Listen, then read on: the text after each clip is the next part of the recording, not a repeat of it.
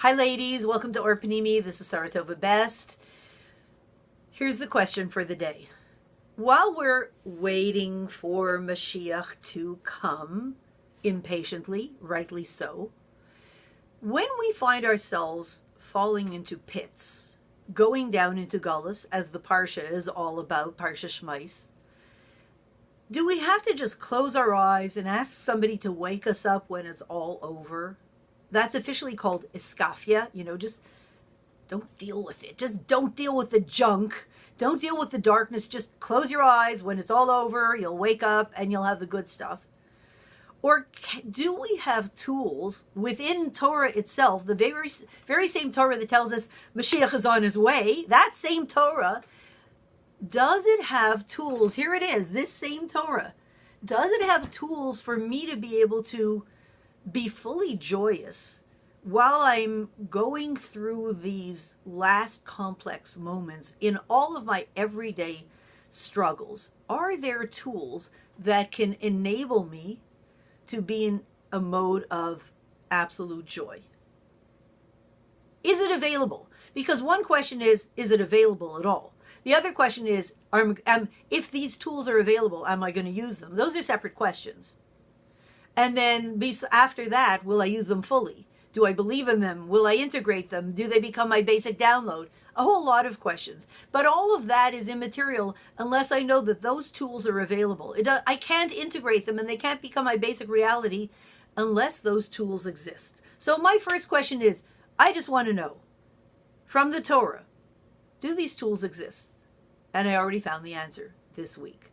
Yes, they do. Parsha Shmos. It's the prototype of the Parsha in which we find ourselves descending into Gullus. Eila Shmos b'nei Yisrael abai Mitzrayim. Boom! We're on our way down into Mitzrayim. It's going to get really tricky for 210 years. It's going to be awfully sticky. So what's it going to be like? What kind of tools do we have as we're entering, as we're descending into the pit? Ve'eila Shmos b'nei Yisrael habai Mitzrayim.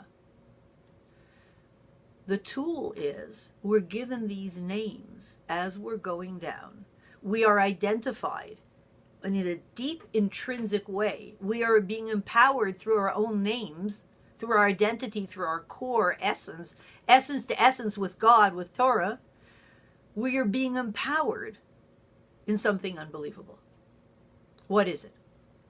What it is a revolution that I, in my humble opinion, is one of the biggest revolutions that we see from the Rebbe, that we see in the Sicha of 5752 of Parsha Shmos. A huge revolution. And that is the following. We are used to the concept of what's called Yeridat Tzarech Aliyah. There's a descent for the purpose of an ascent, which that in itself is a revolution. You mean to tell me, the world says, nature says, you mean to tell me that after the descent there's something better? Nature says, when the chips are down, the chips are down, and they aren't going up. Chips that are down, that's the way they stay, and it just gets worse. I know somebody who has a joke, and I don't find it funny. He says, when it's getting darker, don't worry, because it's going to get even darker. Thanks, but no thanks. I don't like that. I didn't find it a funny joke.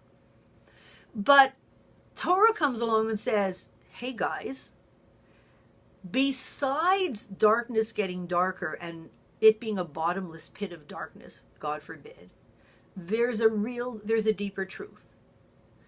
After the descent is an ascent. So don't worry. You know what that's saying? Don't worry. Things are going to get better. It looks really dark now. It looks really tough. Eila Shmos b'nei Yisrael habai Mitzrayim. Here are we, our forefathers, Yaakov Avinu. Here are Yaakov Avinu and his family. That's us, me, you. We are going down in this week's Parsha into Mitzrayim, down into the Meitzar, the limitations of Gullus. And we're going to be enslaved.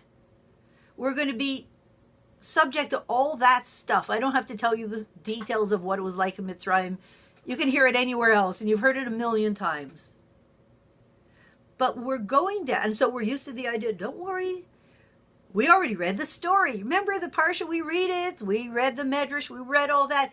It's only 210 years. When it's all over, you'll say, wow, good thing it was all over. And you'll look back and say, you read it, Tzarech Aliyah, when we were going down into Mitzrayim, into this dark pit, we knew that eventually we're going to come out.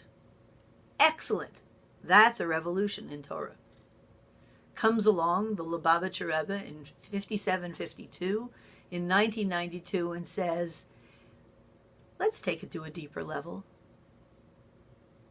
Let's look at that descent. And I'm going to ask you the following question. I'll see if I can do a demo. Let's see if it's possible. Here I am. I'm standing, and I want to jump. And I'm going to bend my knees in order to eventually jump up.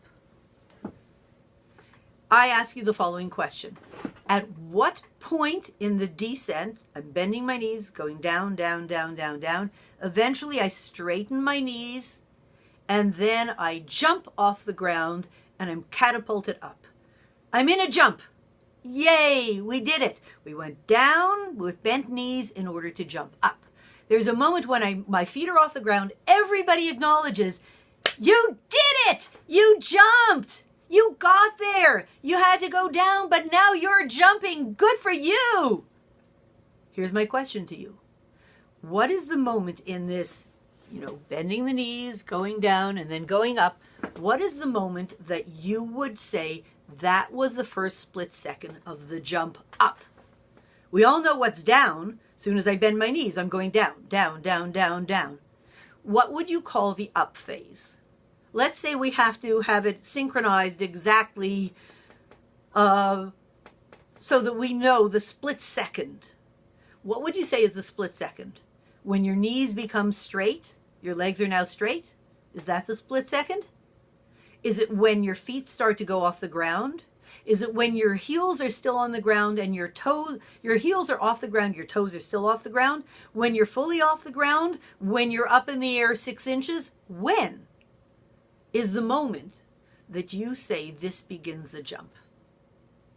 Many people, I've asked this question many times, and everybody says different things.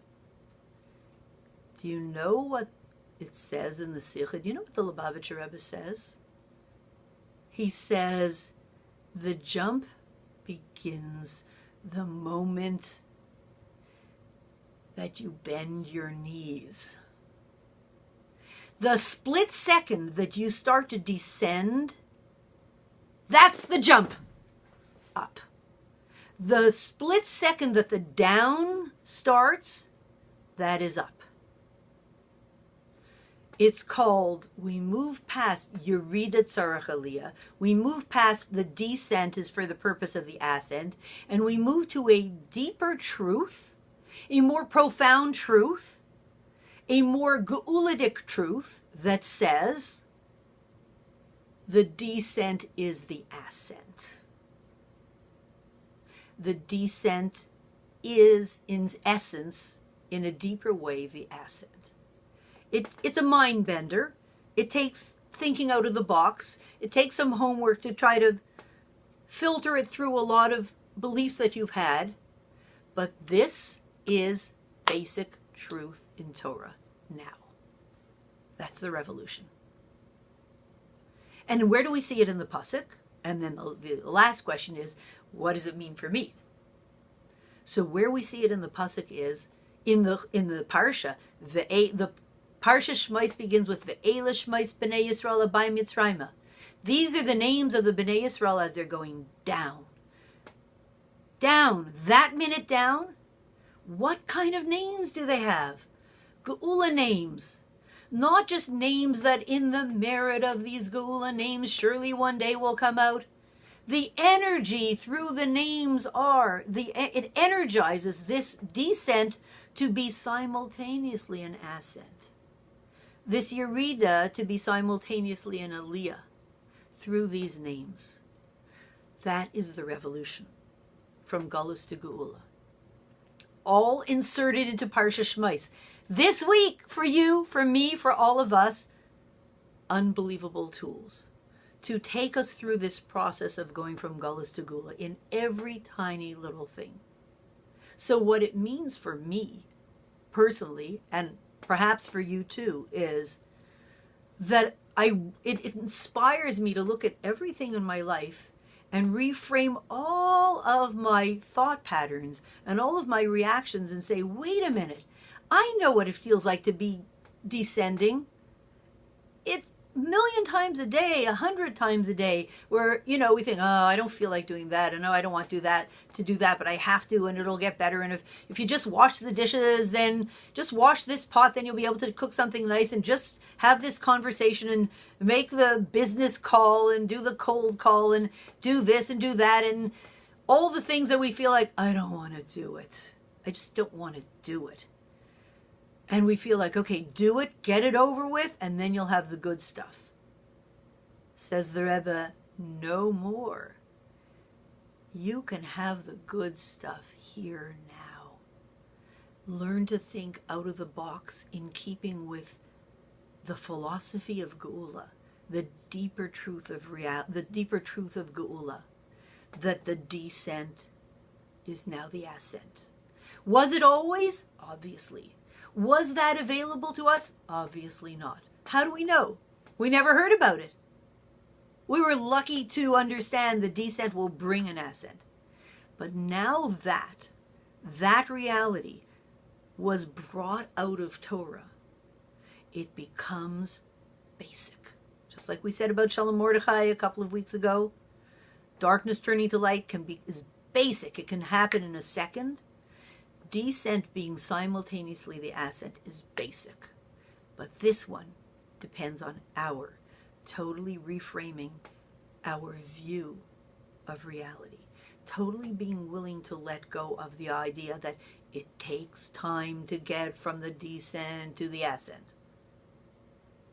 And totally tuning into the possibility of exploring, of being open to, as they say in the world of coaching, not do this, but we don't say in the coaching world, do this. You have to be crazy as a coach to say that. Nobody says do this. In the coaching world, we ask, would you possibly be open to the possibility of considering, perhaps researching and exploring the possibility of doing this? It's so non-threatening. And maybe the person will say yes. So I'm presenting that to you. Ladies, would you possibly be interested and open to the possibility of exploring the truth of the Parsha as it is brought to you in living color by the sponsor, the one above, right here, right now, in Parsha Shmos, to reframe your own reality, to be in sync with Torah reality, to know that now the descent is the ascent. And if that becomes your reality, what unbelievable changes might it make in your life, and what incredible things and incredible opportunities, joy and light, creativity, warmth, nurturing, nourishment, geula, personal geula, what of all of that might it open in your life? And surely it's going to open incredible things.